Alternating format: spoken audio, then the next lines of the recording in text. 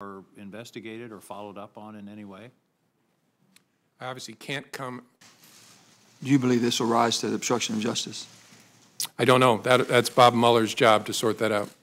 Tell me, when you were terminated at the FBI, I said, and still continue to feel, that you have. There are reports that the incoming Trump administration, either during the transition and or after the inauguration, attempted to set up a sort of backdoor communication channel with the Russian government using their infrastructure, their devices or facilities.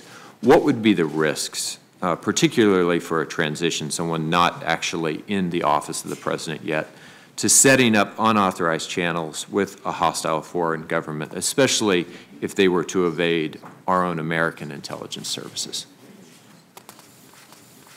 I'm not going to comment on whether that happened in an open setting, but the risk is, primary risk is obvious. You spare the Russians the cost and effort of having to break into our communications channels by using theirs. And so you make it a whole lot easier for them to capture all of your conversations and then to use those to the benefit of Russia against the United States.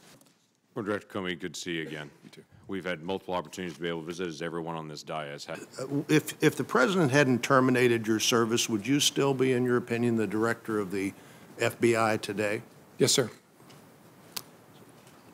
So you took as a direction from the president something that you thought was serious and troublesome, but continued to show up for work the next day.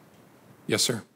And 6 weeks later, we're telling the president on March the 30th that he was not personally the target of any investigation.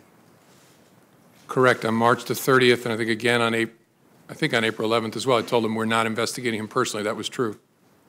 Well, the point to me, the concern to me there is that all these things are going on.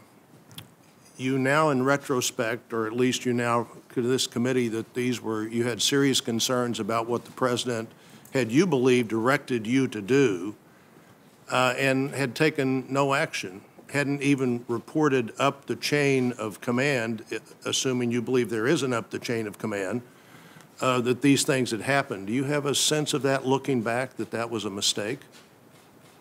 No. In fact, I think no action was the most important thing I could do to make sure there was no interference with the investigation. In his interview with Lester Holt on NBC, the president said, "I had dinner with him.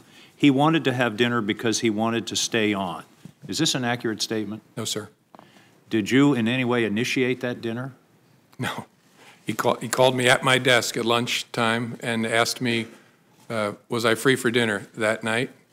And called himself and said, can you come over for dinner tonight? And I said, yes, sir. He said, will 6 work? I think he said 6 first. And then he said, I was going to invite your whole family, but we'll do that next time. I wanted you to come over. And is that a good time? I said, sir, whatever works for you. And then he said, how about 6:30? And I said, whatever works for you, sir. And then I hung up and had to call my wife and break a date with her. I was supposed to take her out to dinner that night. That's one of the all-time great excuses for breaking a date. Yeah. In retrospect, I love spending time with my wife. I wish I'd been there that night. What kind of information did you give to a friend? That the Flynn conversation, that the president had asked me to let the Flynn, I mean, I'm forgetting my exact own words, but the conversation in the Oval Office. So you didn't consider your memo or your sense of that conversation to be a government document. You considered it to be somehow your own personal document that you could share with the media as you wanted to? Correct. Through a friend? I understood this to be my recollection recorded of my conversation with the president. As a private citizen, I felt free to share that. I thought it very important to get it out.